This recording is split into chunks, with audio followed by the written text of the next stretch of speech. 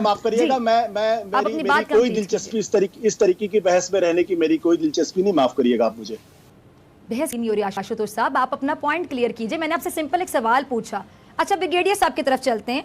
Brigadier साहब अब ये ब्रिगेडियर साहब मुझे बताएं, कोई मैंने ऐसा सवाल पूछा, अब अगर सवाल भी नहीं होगा, मैं नरेंद्र मोदी की तारीफ है तो करने से रही, जो वहां पे खून आग की होली खेली जा रही है भारत में भी और कश्मीर में भी, उसमें मैं नरेंद्र मोदी की आरतियां तो उतारने से रही। सवाल इतना बुरा लग गया कि आप कह रहे मैं प्रोग्राम छोड़कर जा रहा हूं, मुझे तो समझ ही नहीं आ रही।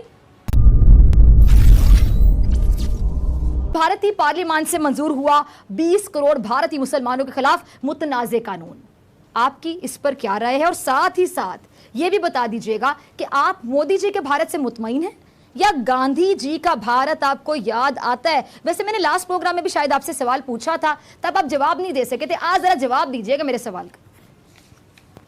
मैडम जवाब तो मैं तब दूंगा जब आप मुझे मौका देंगे जवाब देने का। दूसरी चीज, आप मेरे को अगर 15 सेकंड बोलने के बाद आपको मौका दे दीजिए, आप बोलना शुरू करें। Okay, thank you ma'am. Now जो आप बता रही हैं कि लेजिस्लेशन, इससे पहले जवाब शुरू करें, मैं भी कुछ ऐड करना चाहूंगी। आप मेरे सवाल का जवाब दीजिएगा। इधर उधर की जब आप गुफ्तगू शुरू करते हैं तो फिर मुझे भी टोकना पड़ता है, कोई ना कोई जो यहाँ से मेहमान मौजूद होता है वो भी कह देता है कि सवाल तो कुछ और पूछा था। जी प्लीज। या मैडम ऐसा होता है कि आपके जो पाकिस्तानी पैनलिस्ट हैं वो 10 झूठ बोलते हैं, तो उन 10 झूठ को एक एक करके काउंटर करना मेरा, क्योंकि मैं इंडिया की तरफ से बैठा हूं और यहाँ आशुतोष सर जैसे सीनियर आदमी बैठे हैं, तो उनका फर्ज बनता है कि इंडिया में क्या रियलिटी है और वो बताई जाए। तो वो एक एक करके मैं बताता हूं, तो आप बोलते हैं वो जो उन्होंने बोल दिया झूठ तो उसको आप पर्दाफाश ना करें, आप एक का सवाल जवाब दे दें, तो वो पॉसिबल थोड़ा सा मुश्किल है।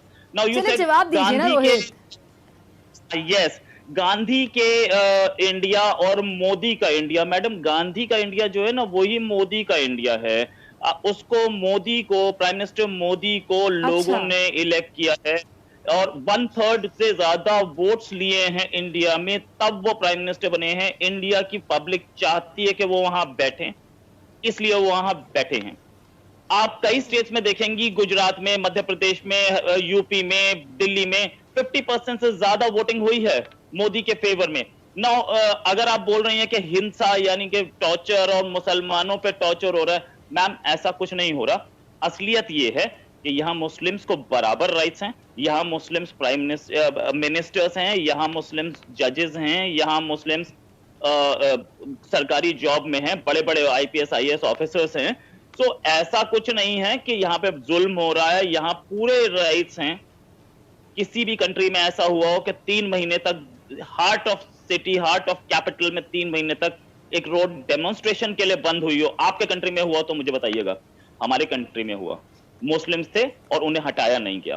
ठीक है, दंगे फसाद हर कंट्री में आपके भी होती है, हमारे यहाँ भी हुआ, व्हाट्स द प्रॉब्लम? लेकिन मैं ये नहीं बोल रहा कि दंगा फसाद सही है, हुआ, गलत हर जगह होता है, इस समय अमेरिका में भी हो रहा है, वो भी गलत है, लेकिन राइट्स पूरे हैं, सबको हैं, और ऐसा नहीं है कि कोई बहुत बड़ा उनके ऊपर जुल्म हो रहा है या समथिंग एल्स। अच्छा चलें जी, मलिहा आपकी तरफ आती हूँ। रोहित, मैंने आपको बिल्कुल भी इंटरप्ट नहीं किया, ठीक है? अब मैं मलिहा आपकी तरफ आती हूँ। मलिहा, आप यकीनी तौर पे रोहित की बातों का भी जवाब देना चाह रही हूँ, वो भी दीजिएगा। साथ ही मैं सवाल पूछना चाहूँगी कि सरहद की जो सूरत हाल है वो हम देखते हैं कि दिन ब दिन संगीन होती जा रही है। भारत के अंदर अगर हम सिचुएशन देखें तो वहाँ पे भी आग लगी हुई है। मोदी आग लगाने पर बाजिद है, मुसलमान वहाँ पे सफ़र कर रहे हैं, सिख वहाँ पे सफ़र कर रहे हैं, तमाम माइनॉरिटीज़ वहाँ पे पिस रही हैं, और रोहित कह रहे हैं कि वहाँ पे ऐसा कुछ भी नहीं है। रोहित अगेन एक ऐसे भारत का नक्शा खींच रहे हैं जो मुझे तो नज़र नहीं आ रहा। अगर आपको नज़र आ रहा है तो ज़रा मुझे भी समझा दें, नाज़रीन को भी, और रोहित को भी ज़रा समझा दें अपने अल्फाज में। जी बहुत शुक्रिया Fiza, thank you very much for having me on the show. सबसे पहले तो मैं रोहित साहब को ये बताती चलूं कि ये बोल्ड टीवी है, ये रिपब्लिक टीवी नहीं है जहां पर आप इस तरह के लतीफ़े सुनाएं और लोग बस इसको सच समझकर इन लतीफ़ों को हकीकत तस्वुर कर लें, ऐसा नहीं है। और जो आपने 10 झूठ की बात की, तो देखें पाकिस्तान तो आपके झूठ को कॉल आउट करता है। पाकिस्तान तो पहले दिन से आपको कश्मीर पर भी निगोशिएशंस के लिए कहता रहा कि निगोशिएशन टेबल पर आ जाएं। आपको हर बार अमन की दावत दी पाकिस्तान ने, लेकिन ये मोदी साहब जो आप कहते हैं ना कि भारतीय चाहते हैं कि वो आए हुकूमत में और वो आ गए, ये अनफॉर्चुनेटली आपका जो बीजेपी का एक्सट्रीमिस्ट माइंडसेट है वो चाहता था कि आ जाएं।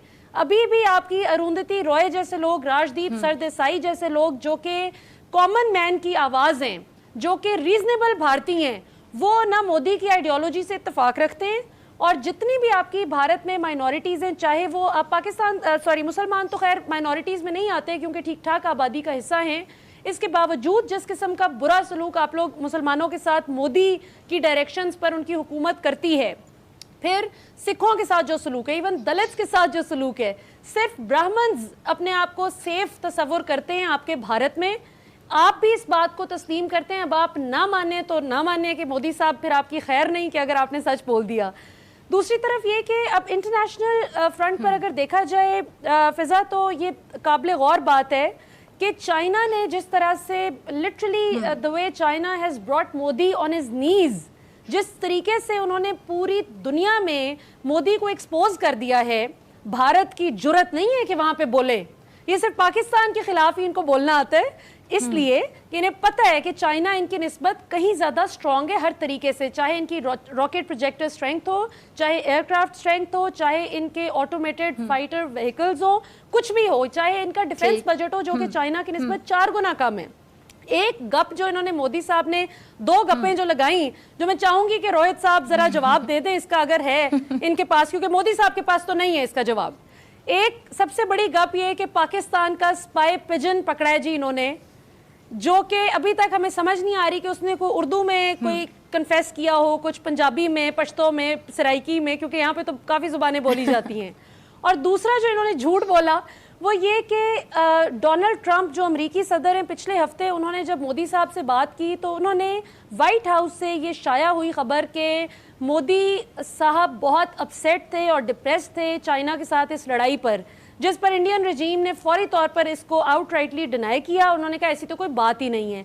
तो देखिए रोहित साहब, अब लोग जो ना, अब मज़ेदार बात यह है कि सिर्फ पाकिस्तान नहीं आप पे बोल रहा, अब इंटरनेशनल मीडिया आप लोगों की हिपोक्रेसी को कॉल आउट कर रहा है। आई एम श्योर आप बहुत अच्छे इंसान होंगे, लेकिन मैं आपको भी दावत देती हूँ कि आप भी पाकिस्तान के पर्सपेक्टिव को थोड़ा सा समझने की कोशिश करें कि हम इंसानियत की बात करते हैं, हम आपके भी खिलाफ नहीं हैं, लेकिन हम सिर्फ मोदी की जो एक बीजेपी का एक्सट्रीमिस्ट माइंडसेट है उसके अगेंस्ट। इतना प्यारा जुमला बोला मलिहा आपने कि हम आपके खिलाफ नहीं है, हम इंसानियत की बात करते हैं। लेकिन नरेंद्र मोदी की जो पॉलिसीज हैं, जो बीजेपी गवर्नमेंट की पॉलिसीज है, खासतौर पर जब से नरेंद्र मोदी साहब आए हैं गवर्नमेंट में, और हम देख रहे हैं कि जिस तरह शाइनिंग इंडिया कहा जा रहा है, तो शाइनिंग इंडिया तो बर्निंग इंडिया में तब्दील हो रहा है। आशुतोष साहब आपकी तरफ आना चाहूंगी, आपने मलिहा का कमेंट भी सुना, आपके जो हम वतन रोहित शर्मा है सहाफ़ी, उनकी भी आपने गुफ्तगू सुनी। इसके बाद मैं ब्रिगेडियर साहब आपकी तरफ आऊंगी, पहले मैं आशुतोष साहब का पॉइंट ले लूँ।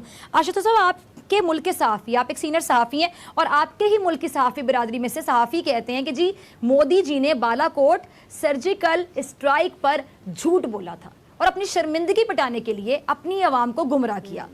मोदी जी ने भारतीय फौज को झूठ के सहारे तसल्ली दी। वो ये भी कहते हैं कि जिस लद्दाख के महाज पर जिस तरह चीनी फौज के हाथों भारतीय फौजियों की दुर्गत बनाई गई, उससे पूरी दुनिया में भारत की जागसाई हुई। सर ये बताइए कि मोदी साहब आप लोगों की अब और कितनी जागसाई करवाना चाहते हैं, और आपको भी लिटरली चीज अच्छी नहीं लगती होगी कि जागसाई कराते हैं। जी बताइएगा, अशोक साहब की बात से आप अग्री करते हैं, सेकंड करते हैं उनकी राय को? देखिए, मुझे तो ये नहीं मालूम था कि इस चैनल पे आने के बाद मुझे भारत पाकिस्तान की लड़ाई के बारे में बात करना होगा। मैं तो सोच रहा था कि गंभीर बहस इस पे होगी।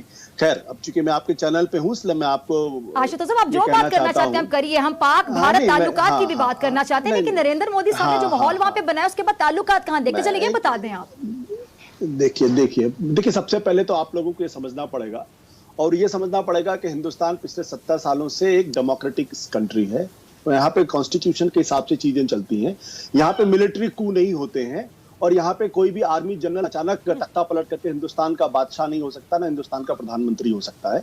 यहाँ पे चुनाव होते हैं और 5 साल के बाद चुनाव होते हैं और जनता चुनती है, और जनता की वजह से लोग यहाँ के प्रधानमंत्री बनते हैं और जनता ही उनको किनारे भी कर देती है। तो एक बुनियादी फर्क है, इसको हमें समझना पड़ेगा। दूसरा, हिंदुस्तान की माइनॉरिटीज के बारे में, हिंदुस्तान के लोगों के बारे में थोड़ी सी भी बात करने के पहले थोड़ा सा हमको ये भी समझना पड़ेगा कि पाकिस्तान के अंदर माइनॉरिटीज की स्थिति क्या है।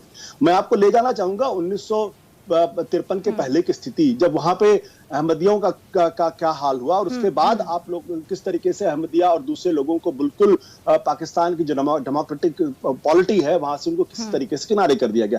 तो हम इस सवाल में ना जाए तो बेहतर है, क्योंकि दोनों तरफ क्योंकि दिक्कतें बहुत ज्यादा पैदा हुई। मैं एक ही बात कहना चाहता हूं कि हिंदुस्तान के अंदर जो कुछ भी हो संविधान के हिसाब से, लोकतंत्र के हिसाब से है, और हर मुल्क के अंदर उसकी अपनी दिक्कतें होती हैं, चाहे पाकिस्तान हो चाहे हिंदुस्तान हो। आज कम से कम हिंदुस्तान की जो हैसियत है पूरे अंतर्राष्ट्रीय बिरादरी में, उसका मुकाबला कम से कम पाकिस्तान से तो बिल्कुल ही नहीं है। पाकिस्तान की हैसियत पूरे दुनिया के अंदर जो है वो मैं बताना नहीं चाहता हूं, क्योंकि उसकी इमेज एक ऐसे मुल्क की है जो आतंकवाद को एक्सपोर्ट करता है, और वहां पे डेमोक्रेटिक किसने बनाया ये इमेज, गलत इमेज जो कि बकायदा समझ आ रहा है कि आतंकवाद पाकिस्तान नहीं है, कौन है जहां पे आग लगी हुई है।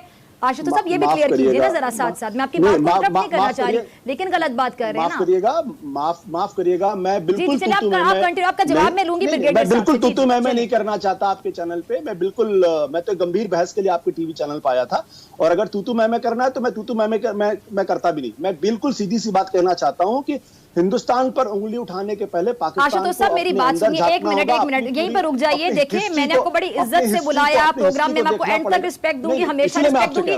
ये कोई अर्नाब गोस्वामी का प्रोग्राम नहीं है, ये रिपब्लिक टीवी नहीं है कि यहाँ पे बैठ के बदतमीजी की जाएगी। हमारे यहाँ से जो मेहमान जाते हैं, अर्नाब गोस्वामी जो हाल करते हैं, यहाँ पे तू मैं वाली बात तो है ही नहीं। आप अपने आर्गुमेंट से बात, आप आर्गुमेंट अपने बिल्कुल आप जो राय देना चाहते हैं आप देंगे, हम आपकी आवाज भी बंद नहीं करेंगे, मैं आप पे चढ़ाई भी नहीं करूंगी, बदतमीजी भी नहीं करूंगी। नहीं मैडम माफ करिएगा, मेरी कोई दिलचस्पी इस तरीके की बहस में रहने की मेरी कोई दिलचस्पी नहीं, माफ करिएगा आप मुझे। बहस नहीं हो रही आशुतोष साहब, आप अपना पॉइंट क्लियर कीजिए। मैंने आपसे सिंपल एक सवाल पूछा। अच्छा ब्रिगेडियर साहब की तरफ चलते हैं। ब्रिगेडियर साहब अब ये ब्रिगेडियर साहब मुझे बताएं, कोई मैंने ऐसा सवाल पूछा, अब अगर सवाल भी नहीं होगा, मैं नरेंद्र मोदी की तारीफ है तो करने से रही, जो वहां पे खून आग की होली खेली जा रही भारत में भी और कश्मीर में भी, उसमें मैं नरेंद्र मोदी की आरतियां तो उतारने से रही। सवाल इतना बुरा लग गया कि आप कह रहे मैं प्रोग्राम छोड़कर जा रहा हूं, मुझे तो समझ ही नहीं आ रही। जी ब्रिगेडियर साहब देखिए बात यह है कि सवाल का जवाब नहीं था क्या? के पांव नहीं होते, रियाकारी के पांव नहीं होते, मक्कारी के पांव नहीं होते, और इनके पांव नहीं हैं।